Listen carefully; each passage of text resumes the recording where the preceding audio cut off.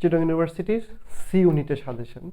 এটা আসলে এমন একটা সাজেশন, এই পরীক্ষায় যারা টপ করবে তুমি দেখবে রেজাল্টের পরে 40 নাম্বারের মধ্যে অনেকে 38-39ও পাবে। এটা হয়তো বা অনেকের কাছে হাস্যকর মনে হতে পারে, কারণ চট্টগ্রাম ইউনিভার্সিটিতে যে সি ইউনিটের গ্রামার, ভোকাবুলারি এবং কম্প্রিহেনশন মিলে 40 নাম্বার, এই 40 নাম্বারে 37-38 পাওয়াটা খুব ইজি যদি তুমি সিস্টেমেটিকভাবে পড়ালেখা করো। এখন হয়তো বা আমার কথাগুলা অনেকের বিশ্বাস হবে না, বাট দেখো নাম্বারগুলো কীভাবে, দেখো খুব ভালো করে দেখো। এই জায়গায় আমরা আসলে কি পাচ্ছি, এই জায়গায় যদি আমি একটু চিন্তা করি, খুব ভালো করে দেখো এই জায়গায় আমরা কি কি পাচ্ছি। এই জায়গায় আমরা যেটা পাচ্ছি সেটা হচ্ছে গ্রামার। গ্রামার থেকে আমার 15টা কোয়েশ্চেন হবে। এই 15টা কোয়েশ্চেনের জন্য আমার কত নাম্বার? 15 নাম্বার। এটা সবাই জানো, খুব ভালো করে দেখো।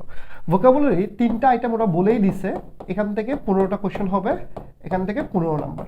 তাহলে আমি আসলে এই কথাগুলো বলার কারণ একটাই, কারণ এখানে স্পেসিফিকভাবে জানে এখন বলা আছে কোনটা আসবে কোনটা আসবে না। কম্প্রিহেনশন থেকে আমি মাত্র একটা পিডিএফ দিব, যাদের লাগবে তারা কমেন্টে জানাবা, যেখানে তোমাকে একদম গুছাই দেওয়া আছে। আল্লাহ চাইলে এখান থেকে হুবহু আসতে পারে, গত বছর আসছে, এবছরও হুবহু আসতে পারে হয়তোবা। জাস্ট যাদের লাগবে তারা একটু কমেন্টে জানাবা যে এই পিডিএফটা তোমার লাগবে কিনা।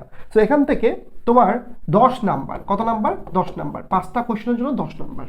তাহলে এই 40টা নাম্বারের জন্য তোমার আসলে কি পড়তে হবে? যেহেতু ভোকাবুলারি ওরা উল্লেখ করে দিছে 3টা টপিক, আমি আসলে 3টা টপিকে বলবো, এর বাইরে আমি ফ্রেজের দিকে যাব না। সো গ্রামার থেকে কারেকশন আসলে কি, এই যে কারেকশন থেকে যে প্রশ্ন আসবে এটা কেমনে আসবে। সো আমরা গ্রামার থেকে আসলে কি কি পড়বো খুব ভালো করে দেখি। গ্রামারে যদি যাই, আমরা যদি একটু চিন্তা করি, এই টপিকগুলো সবচেয়ে বেশি ইম্পর্টেন্ট। পজিটিভ ভার্ব থেকে প্রশ্ন হবে, লিঙ্কিং থেকে হবে, সাবজেক্ট ভার্ব এগ্রিমেন্ট থেকে হবেই, মানে সাবজান্টিভ থেকে হবে, সাবজেক্ট ভার্ব এগ্রিমেন্ট থেকে হবে। প্রবলেম ভার্বের সবচেয়ে 6টা প্রবলেম ভার্ব আমি তোদের ক্লাসে পড়াই, এখান থেকে একটা প্রশ্ন অবশ্যই আসবে, দেখিও মিলে নিও। পজিটিভ ভার্ব তো আছে, 1 সেকেন্ডে তুমি শেষ করতে পারবা, এটা এমন না যে কঠিন কোনো কিছু। সাবজান্টিভ থেকে তুমি 3টা জিনিস পড়ে যাবা, 2টা পড়া সব সময়, কিন্তু আরেকটা যেটা অ্যাক্টিভ ভয়েসে থাকে না সেটা পড়ে যাবা। এরপর প্রবলেম ভার্ব থেকে 6টা জিনিস পড়ে যাবা।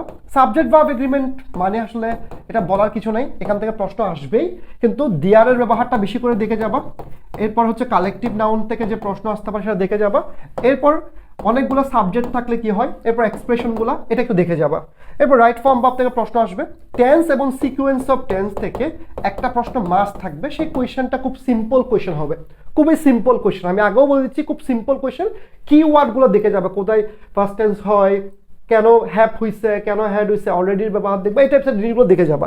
এরপর কন্ডিশনাল সেন্টেন্স থেকে 0 কন্ডিশন দেখবা এবং 3rd কন্ডিশন দেখবা, ইনশাল্লাহ পরীক্ষা আসবে। ভয়েস টেন্স আমি দিছি, বাট আসতে পারে নাও আসতে পারে। পিন পয়েন্ট, আপাতত যারা পিন পয়েন্ট পড়ো নাই, আমার ভাই 2টা ক্লাস আছে, এই 2টা ক্লাস করার পর পিন পয়েন্টে কোনো প্রবলেম থাকবে না। অথবা 4টা ক্লাস আছে যেখানে আমি 250 পিন পয়েন্ট পড়াইছি, এটা ইউটিউবে ফ্রি করা আছে, একদম ওখান থেকে করে নিবা।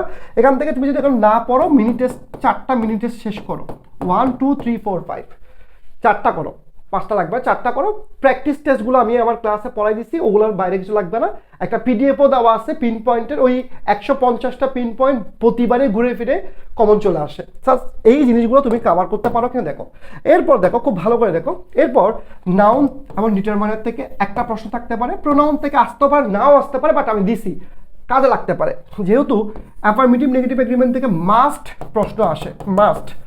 এরপরে সবচেয়ে ইম্পর্টেন্ট ইস্যুটা হলো মোডাল প্লাস পারফেক্টিভ, এটা খুবই ইম্পর্টেন্ট। এই 3টা পারফেক্টিভ আছে, এই 3 থেকে যে কোনো একটা প্রশ্ন আসবে ইনশাল্লাহ।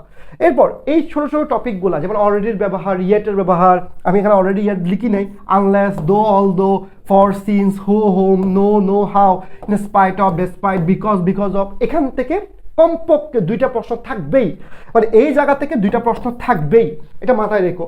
এই ছোট ছোট জিনিসগুলো নোট করা 1 সেকেন্ডের ব্যাপার, এগুলো তুমি জাস্ট ভালোভাবে শেষ করে ফেলবা।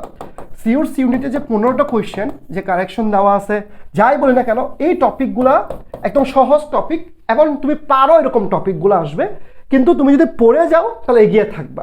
তাহলে এরপর আমরা কি করব, এরপর যে কাজটা করব সেই কাজটা হলো ভোকাবুলারি। ভোকাবুলারি এই 3টা টপিক পড়ো।